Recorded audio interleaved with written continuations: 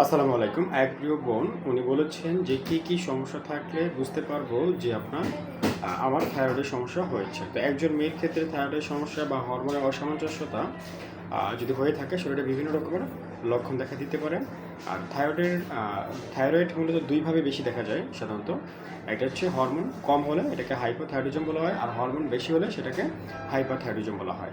তো থাইরয়েড সমস্যা থাকলে যে লক্ষণগুলো সাধারণত একজন মেয়ের ক্ষেত্রে বোঝা যায়, বিশেষ করে যেমন অকারণে ওজনটা বেড়ে যেতে পারে, অকারণে আপনার ওজনটা কমে যেতে পারে, সবসময় একটা ক্লান্ত লাগা, দুর্বল লাগা, শরীর ভেঙে পড়া, এই ধরনের সমস্যাগুলো সাধারণত দেখা দেয়। আর মাসিক ও হরমোনজনিত যে সমস্যাগুলো হয়ে থাকে সেটা হচ্ছে পিরিয়ড অনিয়মিত হতে পারে, আপনার সেটা কম বা বেশি হতে পারে, আর এছাড়াও গর্ভধারণে জটিলতা তৈরি হতে পারে। আবার মানসিক যে পরিবর্তনগুলো দেখা যায় সেটা হচ্ছে অতিরিক্ত টেনশন, দুশ্চিন্তা, উদ্বেগ, ডিপ্রেশন, মন খারাপ বা বারবার মুড সুইং হওয়া বা মনোযোগ মূলত কমে যাওয়া, এই ধরনের লক্ষণগুলো দেখা যায়। আর ত্বকের এবং চুলের যে সমস্যাগুলো দেখা যায়, যে চুল পড়ে যাওয়া বা চুল পড়া বেড়ে যাওয়া, ত্বক শুষ্ক হয়ে যাওয়া এবং মুখ ও শরীর মূলত ফোলা একটা ভাব অনুভব হওয়া। আর হার্ট এবং শরীরের যে পরিবর্তনগুলো দেখা যায় থাইরয়েডের সমস্যা থাকলে, হার্টবিট বেশি বা কম হওয়া, আবার ঠান্ডা বা গরম বেশি লাগা, ঘাম বেশি হওয়া বা কমে যাওয়া, এরকম সমস্যাগুলো দেখা যায়। আর গলার ভিতরে যে লক্ষণগুলো দেখা যায়